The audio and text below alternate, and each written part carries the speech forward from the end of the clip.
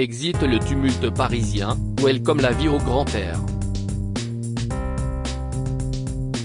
C'est la décision radicale qu'a prise Stéphane Bern le 14 décembre 2021 en quittant son appartement de Pigalle, dans le 9e arrondissement de la capitale, pour prendre ses quartiers dans l'ancien collège royal de Thiron-Gardet. Contrairement à ce qu'on croit, si est très facile de déplacer son QG, beaucoup de choses peuvent se gérer à distance. J'utilise beaucoup le téléphone, les visios et je peux même faire mes émissions de radio avec une bonne connexion, livre le spécialiste des têtes couronnées à gala en juillet dernier. Son compagnon, Yori Bayrès, avec lequel il a emménagé, y trouve aussi son compte. Ici, on entend le chant des oiseaux, le bruit de l'eau qui coule dans la fontaine du jardin.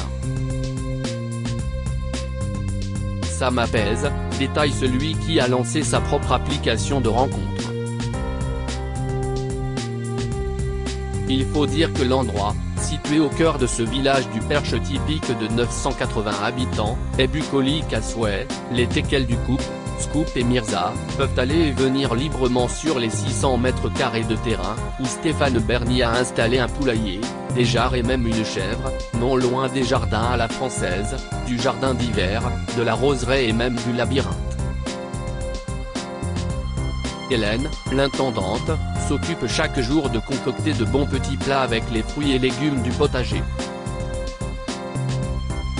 Quand l'animateur de radio et son compagnon ont un peu de temps, ils se rendent chez le maraîcheur, l'exploitation d'Antoine, pour acheter des produits bio. Le soir, ils s'octroient un apéro à la terrasse de l'étang, un bar-restaurant installé sur une barge au bord de l'eau. Stéphane et Yori viennent régulièrement, tout le monde ici apprécie leur gentillesse et leur simplicité, confie le patron des lieux, Olivier.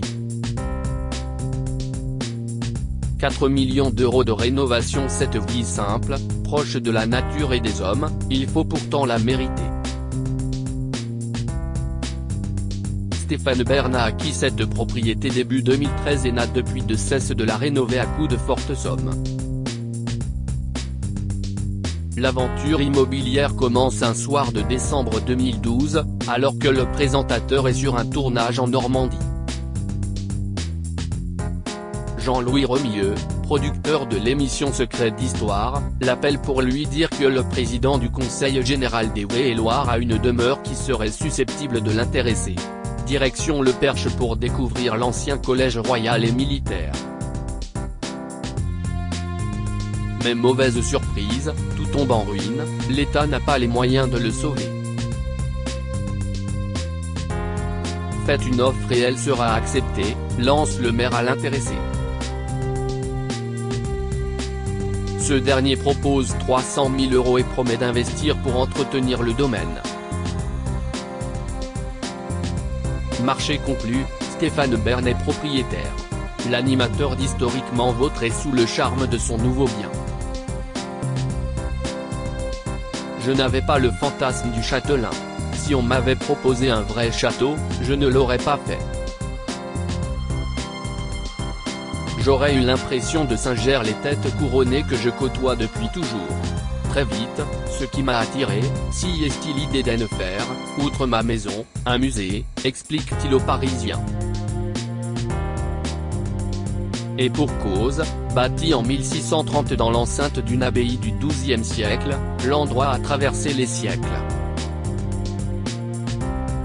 En 1776, la bâtisse est transformée en collège royal et militaire sur ordre de Louis XVI. Jusqu'à la Révolution, de nombreux jeunes nobles de province y défilent, en vue de se former pour intégrer l'école militaire.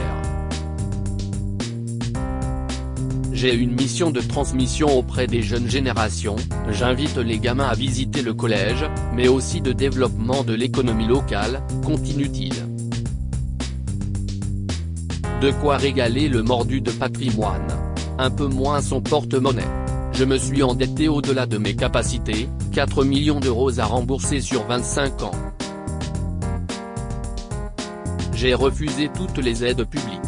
Tout mon argent y passe, mes droits d'auteur, l'argent des émissions, révèle Stéphane Bern.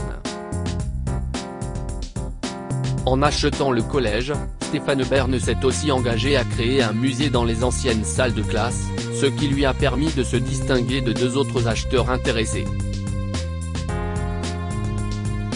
Il faudra aux contributeurs de Paris Match 3 années de travaux et la vente aux enchères de la quasi-totalité des biens de son ancien appartement parisien en janvier 2022, somme récoltée, 300 000 €, pour venir à bout des rénovations. Je me suis trouvé une passion pour la restauration. J'ai découvert comment construire une charpente comme au XVIIIe siècle, où tout est chevillé sans l'usage d'un clou ou d'une vis. Pour ces travaux, j'ai souhaité m'entourer des meilleurs, détaille celui qui s'est aussi illustré au cinéma. Soucieux de respecter le savoir-faire d'antan, le nouveau propriétaire fait aussi appel à 25 professionnels de différents corps de métier, dont l'équipe qui a rénové l'hôtel de Crillon à Paris. Par ici la visite. Fidèle à ses engagements, le musée du collège ouvre ses portes au cours de l'été 2016. Il attire chaque année environ 12 000 visiteurs.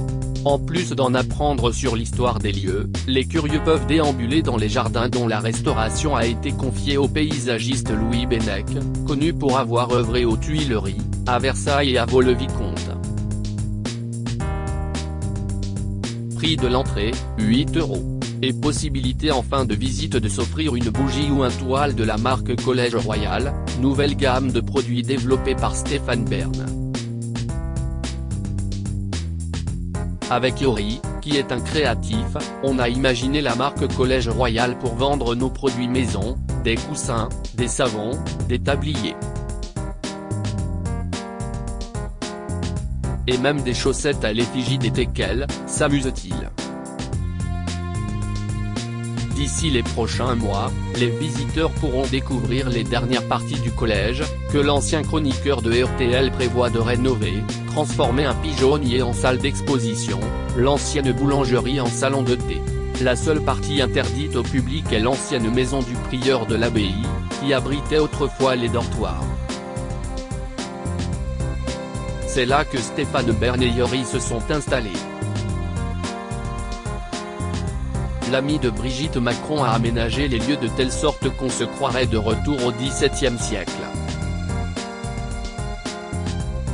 Il n'y a rien de contemporain ici, déclare-t-il avec fierté. Dans l'escalier qui mène aux 8 chambres à l'étage, des tableaux d'anonymes ornent les murs. Son bureau est une invitation à voyager dans le temps, la pièce regorge de livres, bien sûr, mais aussi d'un buste de Marie-Antoinette, de photos en compagnie de grands du petit monde de l'aristocratie et de quelques reliques de famille princière, détaille Le Parisien. Pour plus d'authenticité et par respect pour les nombreux enfants qui ont vécu entre ces murs, le journaliste a préservé les centaines de graffitis laissés par les élèves, entre 1630 et 1790. Et puis, grâce à Yori, le Collège Royal est devenu un lieu propice à la détente. Depuis que je suis là, on a acheté un barbecue, on a aménagé un endroit pour déjeuner dehors et un coin salon avec un canapé confortable pour regarder la télévision. Avant, il n'y avait rien, on était assis sur une sorte de banc d'église, se souvient l'homme d'affaires pour gala. Clou du spectacle, le jardin d'hiver, où trônent les nombreux bibelots de celui qui rencontrait moult fois Élisabeth II et Charles III, mais surtout une collection de boîtes à gâteaux en métal à l'effigie de toutes les têtes couronnées de toute l'Europe. Un mélange de kitsch et d'histoire, à l'image du propriétaire des lieux. À mon décès, je léguerai tout à ma fondation pour que Tiron Gardet soit encore davantage ouvert au public. Dans 50 ans, personne ne se souviendra de mes émissions ou de mes livres. Alors qu'en sauvant ce monument et en le rendant aux gens, j'aurai vraiment l'impression d'avoir fait œuvre utile. Ceci est étrange, mais je me sens ici plus souvent dépositaire que propriétaire. Grâce à cet endroit, j'ai le sentiment d'avoir, non pas réussi dans la vie, mais réussi ma vie, conclut Stéphane Bern. Créative photo, Icoli Patrick Sip.